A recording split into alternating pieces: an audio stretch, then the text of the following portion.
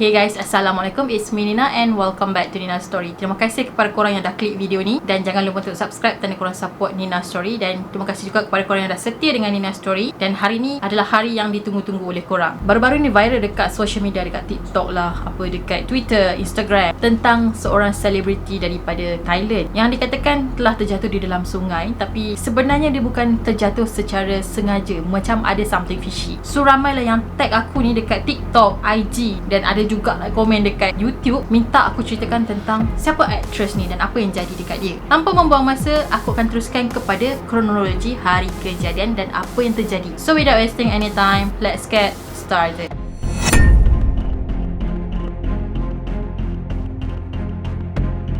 Nida Pachariviraphong ataupun dikenali dengan nama sebagai Tang Mo Nida berusia 37 tahun, merupakan seorang aktris di Thailand. Tapi ada juga yang panggil dia dengan nama Teng Mo macam tu. Jadi dia ni adalah seorang penyanyi, pelakon, model dan banyak dah filem, drama yang dia pernah berlakon sebelum ni. So pendek cerita, dia ni memang seorang aktris ataupun seorang pelakon yang top dekat Thailand. Kalau sebut je nama Tang Mo, orang macam okay, aku tahu dia siapa. Sekarang kita akan teruskan kepada kronologi pada hari kejadian.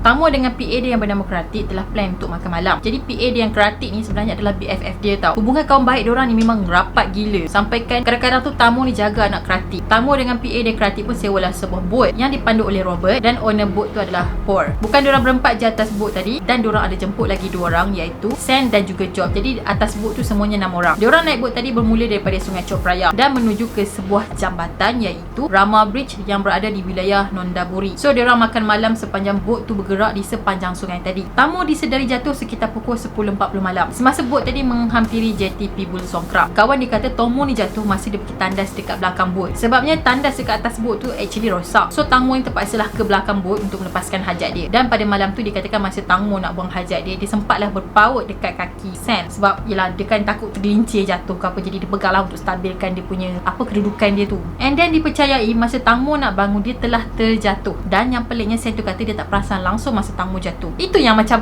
kau biar betul dia tengah pegang kaki kau kot, macam mana kau boleh tak perasan yang dia terjatuh. Tak lama lepas tu diorang baru sedar kononnya Tang Mo ni dah tak ada atas bot, dah jatuh dalam sungai. Tapi kan dalam ramai-ramai yang dekat atas bot tu, seorang pun tak terjun tau untuk pergi berenang selamatkan Tang Mo ke apa. Kalau korang nak tahu, kedalaman sungai tadi tu dikatakan setinggi 8 tingkat. Ada saksi yang tengah mancing dekat sungai tu kata lepas Tang Mo jatuh 10 minit kemudian barulah diorang patah balik untuk cari Tang Mo. Diorang pun panggilan nama Tang Mo, and then lebih kurang 2 jam macam tu panggil tak ada sahutan, barulah diorang decide untuk minta bantuan. Kira-kira pukul 1.10 petang, iaitu hampir 2 hari Tang Mo ni hilang, akhirnya dia telah dijumpai. Mayat dia dijumpai kira-kira 1 km dari tempat dia jatuh. Ada yang kata arus sungai pada malam tu agak deras, lepas tu ditambah lagi dengan persekitaran yang gelap, jadi agak susahlah pencarian tu. Pihak penyelamat cari Tang Mo pun just berpandukan dengan cahaya bulan je. Keadaan mayat Tang Mo lepas dijumpai agak kembung dan kebiruan. Lepas tu ada jugalah luka-luka dekat peha dia dan juga dekat bahagian muka. Aku sebenarnya dah tengok tahu keadaan mayat Tang Mo, serius, bagi aku memang sangat disturbing. Dan aku masih lagi terbayang keadaan wajah dia, keadaan mayat dia tu macam mana. Keadaan Tang Mo lepas diorang jumpa tu memang sangat menyayat lah. Aku tak tahulah macam mana perasaan mak dan family dia yang nak tengok keadaan Tang Mo macam tu. Jadi hasil daripada bersiasat, terdapat luka dekat bahagian peha yang agak dalam. So dipercayai luka tadi tu mungkin terkena kipas bot. Dan ada juga luka di bahagian muka dan terdapat pasir di dalam paru-paru dia. So masa dia terjatuh tu sebenarnya dia masih lagi bernafas tau. Jadi mungkin kipas bot tu berputar-putar dan ada pasir kan, jadi dia mungkin tertelan. So that's why lah benda tu macam termasuk dalam paru-paru dia masa dia tersedut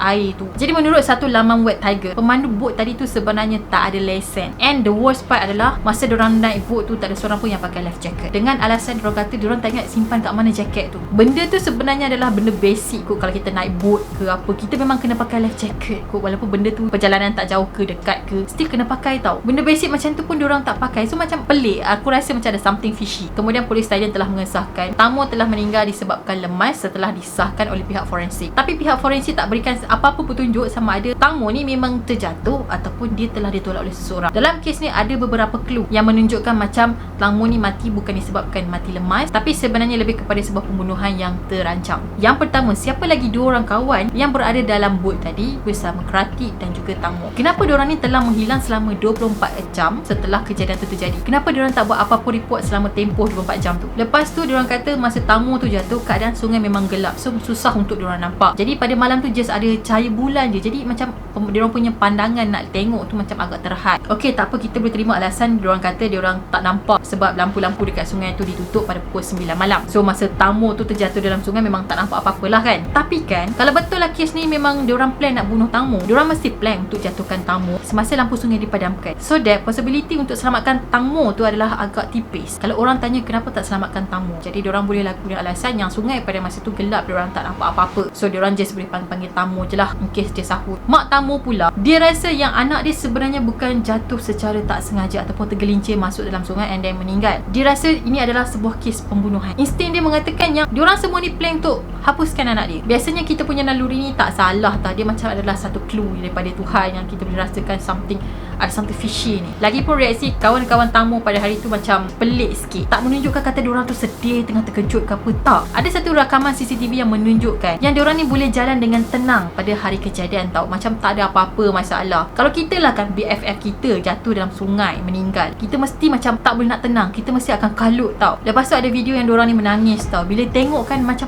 fake sangat diorang menangis. Si Kratik tu pula masa hari kejadian dia terus balik ke rumah dengan alasan dia kata dia rindu anak dia. Dekat sini dah macam pelik sebenarnya. Dia tu sebenarnya BFF kepada tamu. Macam mana kau boleh terus balik ke rumah jumpa anak tanpa kau terfikir untuk buat laporan polis dulu? Lepas tu ada satu video ni yang mana mak dia tanya Kratik kenapa tak selamatkan anak dia. Korang tahu tak apa yang Kratik ni kata? Kratik ni beritahu yang dia tak pandai berenang, tapi sebenarnya dia adalah seorang yang pandai berenang tau. Ada satu akaun dekat TikTok ni yang telah menunjukkan video Kratik dengan anak dia berenang dekat sebuah kolam. Korang rasa nampak sangat dia tipu mak tamu. So sampai ke hari ni tak tahu sebenarnya apa yang terjadi dekat atas bot. Betul ke diorang ni sebenarnya telah merancang untuk membunuh tamu ataupun memang betul tamu tu tergelincir jatuh? Dan satu lagi, sebenarnya tamu ni adalah seorang yang pandai berenang. Tak tahulah macam mana semua benda tu jadi macam tiba-tiba tamu tak boleh berenang, tak ada orang yang nak selamatkan dia, and then jatuh pula masa lampu sungai dipadamkan. So benda ni adalah something fishy. Ada yang kata tamu ni terjatuh dalam sungai disebabkan pemandu bot ni dia drive agak laju sikit. Aku pun tak tahu macam mana, jadi kita tunggulah berita yang seterusnya dari negara seberang.